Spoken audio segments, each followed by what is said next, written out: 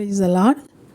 இந்த நாட்களிலே சிலுவையை தியானம் செய்து கொண்டிருக்கிற இந்த வேளையிலே சிலுவை மரம் எதற்கு அடையாளப்படுத்தப்பட்டிருக்கிறது என்பதை பற்றி சற்று நாம் தியானிக்க போகிறோம். அநேக காரியங்களை குறித்து நீங்கள் தியானித்திருப்பீர்கள். ஆனாலும் இந்த நாளிலே ஒரு சில காரியத்தை உங்கள் முன்னால் வைக்கிறேன்.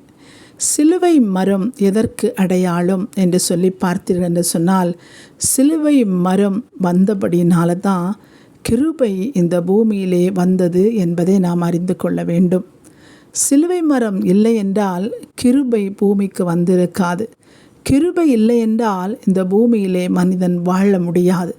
அப்படிப்பட்ட ஒரு காரியத்தை இந்த உலகத்திலே சத்துருவானன் வைத்திருக்கிறான் என்பதை நாம் அறிந்திருக்கிறோம்.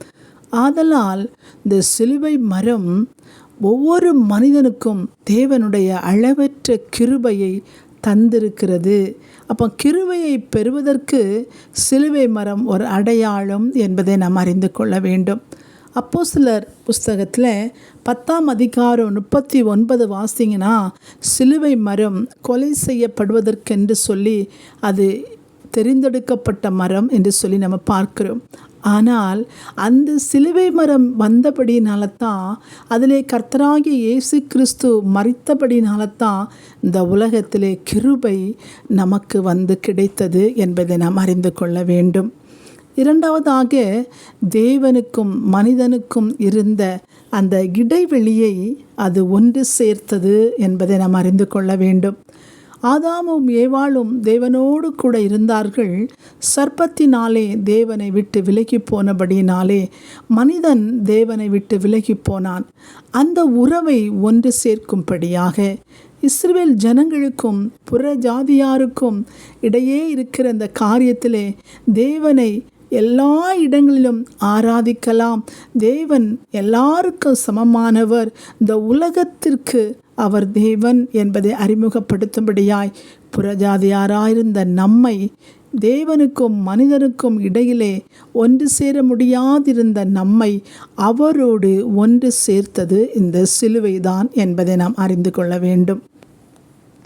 இந்த சிலுவை மரணம் எல்லாவிட்டிருந்தால் புறஜாதியாராகிய நாம் தேவனிடத்திலே போய் சேர்ந்திருக்க முடியாது.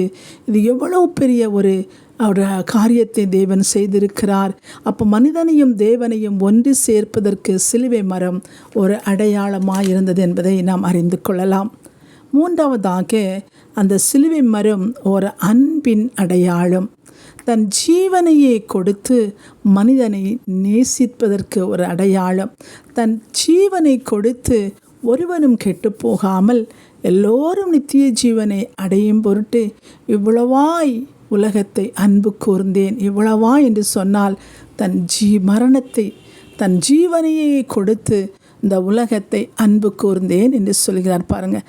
அப்போது அந்த அன்பு சிலுவை மரம் வந்தனால தான் அந்த அன்பை நாம் பார்க்க முடிகிறது என்பதை நாம் அறிந்து கொள்ள வேண்டும். நான்காவதாக பார்த்தீங்கன்னா, அந்த சிலுவை மரம் கர்த்தராகிய இயேசு கிறிஸ்துவை வெளிப்படுத்துகிறது. எங்கெல்லாம் அந்த சிலுவை மரத்தை உலகத்தின் ஜனங்கள் பார்க்கிறார்களோ அங்கெல்லாம் இயேசுவை அவர்கள் நினைவு கூறுகிறதாக நாம் அறிந்து கொள்ள முடியும்.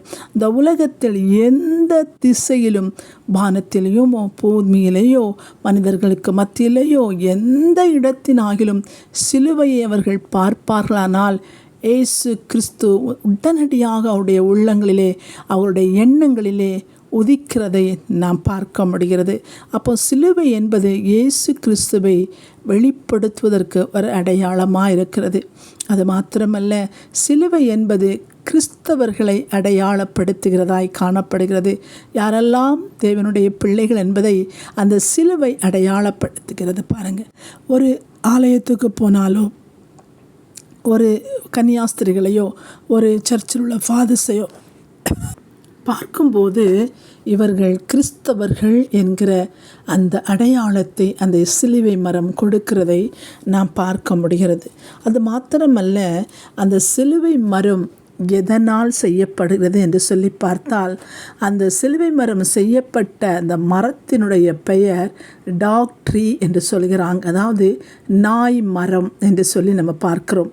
அந்த சிலுவை நாய் மரம் என்கிற ஒரு மரத்தினாலே, டாக் ட்ரீ என்கிற அந்த மரத்திலே சிலுவை மரம் செய்யப்பட்டிருக்கிறதாம். பாருங்க, ஒரு கானானிய ஸ்திரீ கர்த்தராகிய இயேசு கிறிஸ்துவிடத்தில் வரும்போது இயேசு கிறிஸ்து சொல்கிறார், பிள்ளைகளுக்கு கொடுக்கிற அப்பத்தை எடுத்து நாய்க்குட்டிகளுக்கு போடலாகாது என்று சொல்கிறார். இஸ்ரவேல் ஜனங்களுக்கு நாய் என்றாலே அலர்ஜி. நாய், பன்னி, இந்த 2 மிருகங்களும் இஸ்ரவேல் ஜனங்களுக்கு கிட்ட அவங்க அந்த பேரையே அவங்க கேட்க மாட்டாங்க.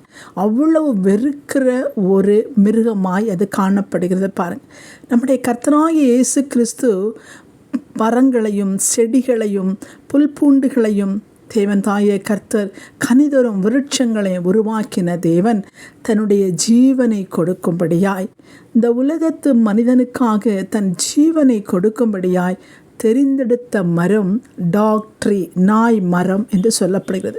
அப்போ இஸ்ரவேலர்கள் தேவனை ஏற்றுக்கொள்ளாதபடியினாலே, அவர்கள் புறஜாதியாரை நாய் என்று அழைக்கிறபடியினாலே, அவர் கர்த்தராகிய இயேசு கிறிஸ்துவும் அவ்வளவாய் தன்னை தாழ்த்தி புறஜாதியாருக்காக எத்தனையோ மரங்கள் இருக்கிற போது அந்த டாக்டரியை தெரிந்தெடுத்து அதிலேயே சிலுவையை செய்யும்படியாக மனிதருக்கு அவர் எண்ணங்களை கொடுத்து அந்த மரத்திலே தன்னுடைய ஜீவனை கொடுக்கிறார் என்பதை நாம் அறிந்து கொள்ள வேண்டும்.